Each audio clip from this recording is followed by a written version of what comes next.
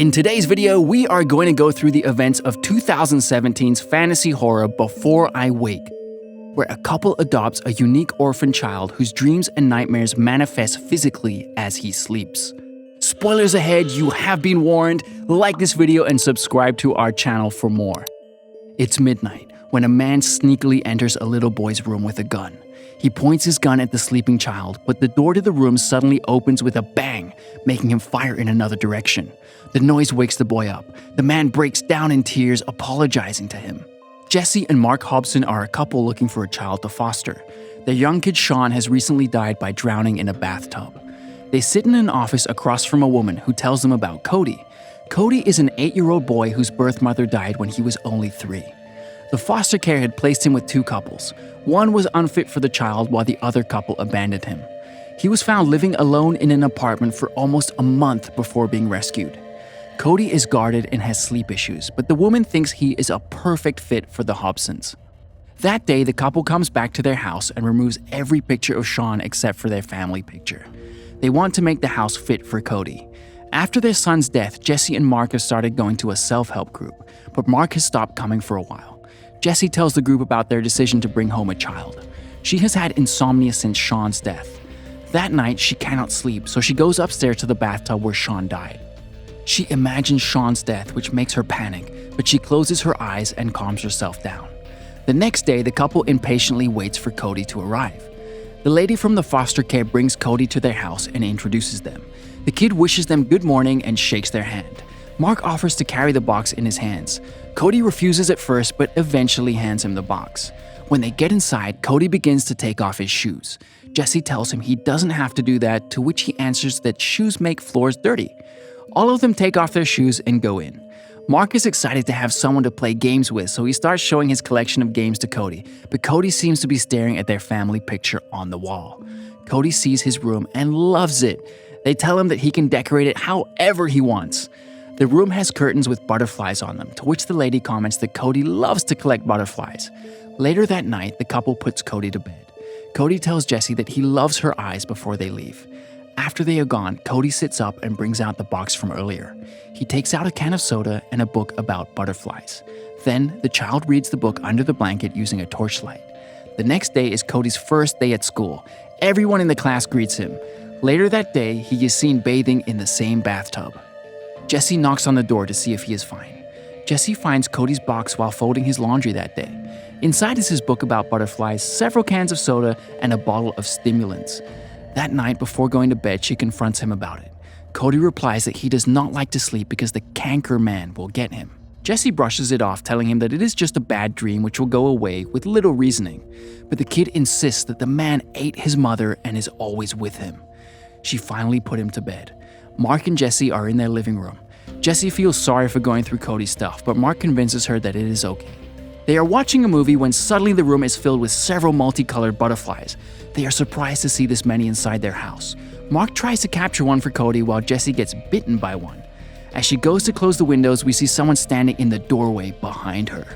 As soon as she closes the windows, all of the butterflies disappear. The couple finds it weird, but doesn't think much of it. That night, Jesse cannot fall asleep again, so she goes down to the kitchen. She hears an odd noise and the kitchen cabinet closes by itself. She then sees her dead child in the living room, but he disappears as she drops a glass. She goes to Cody's room to see him sleeping peacefully. The following day, she tells the self-help group about the incident. She feels as though Sean is angry at her for replacing him with Cody. At school, Cody makes friends with a girl named Annie. Later, Jesse is cooking dinner when Mark notices Cody staring at their family picture. He asks the couple several questions about Sean and tells him that he looks fun. That night again, the butterfly lands on Mark's hands. They look around and are surprised to see Sean standing in the corner of the room. He is wearing the same clothes as their family picture. They touch him to know that he is, in fact, real. But the child disappears as soon as Cody wakes up. He comes down and apologizes to the couple. During breakfast the next day, he apologizes to the couple again and tells them that it won't happen from now on. After school, they watch videos of Sean. In the video, it's Christmas Day and the family celebrates it happily. That night, after Cody falls asleep, Mark and Jesse are in the living room when it lights up with Christmas lights. Sean walks down the stairs as he did in the video. It is as if the video has come to life. The couple is stunned. They realize that Cody has a supernatural power to make his dreams come true while he is asleep. But as soon as he wakes up, the dream fades. But this means his nightmares are real too. The following day in school, Annie sees Cody drawing the canker man in his notebook. He tells her that sometimes when he does that, it keeps the man away. Jessie has put all the pictures of Sean back on the walls for Cody to see. She wants to meet him again through Cody. Later at night, Mark accuses her of using Cody to fulfill her desires. It feels like abuse to him. He puts the photo frames away. Cody arrives at school the next day with a jar of butterflies, but a bully breaks it. Since he hasn't been able to sleep that day, he almost falls asleep in class. When the class is over, he asks his teacher if he can rest any longer, and she agrees. Eventually, he falls asleep in the class alone and dreams of the canker man. His bully comes into the class when he is attacked by the man. Annie sees the canker man indulge the bully and screams. This wakes Cody up, but the bully is already gone. The police arrive at the school to investigate the disappearance. Cody is too scared to sleep now. He sneaks out some coffee to avoid sleeping that night. As he is reading, Cody hears a noise from under his bed. He looks with a torchlight when suddenly the ghost of the bully drags him under the bed. Cody fights and screams, "I am awake," several times. Meanwhile, Sean appears before Jessie. He too is saying, "I am awake." Suddenly, Cody screams at the top of his lungs and the dreams disappear. Jessie tries to calm Cody down. The next day, she goes to a doctor about his sleeping problems, to which the doctor prescribes him a drug. Cody and Mark have a great day shopping for Cody's room that day. When they get back home, 2 police officers are in front of their house to interview Cody about the bully's disappearance.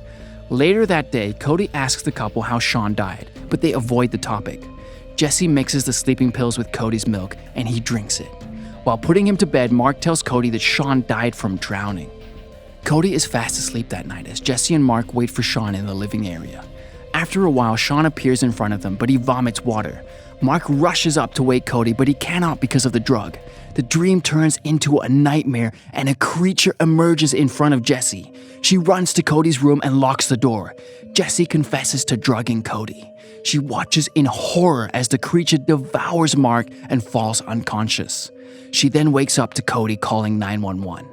Mark is nowhere to be found, and the police accuse her of drugging the kid. They take Cody away as she cries for them to stop. Jessie cries holding Mark's clothes. She then goes to the foster care office, but the lady dismisses her. However, Jessie is able to take Cody's file from her desk. She reads it and finds out about the families he has lived with earlier. The second family had disappeared entirely, but the husband from the first family named Whelan Young was still alive. She goes to see him. Young tells her that he and his wife fostered Cody for 15 months before his dreams swallowed his wife too. He was so angry at Cody that he almost killed him. He then asks her to kill Cody so that no others can be victims of his nightmares, but Jessie refuses.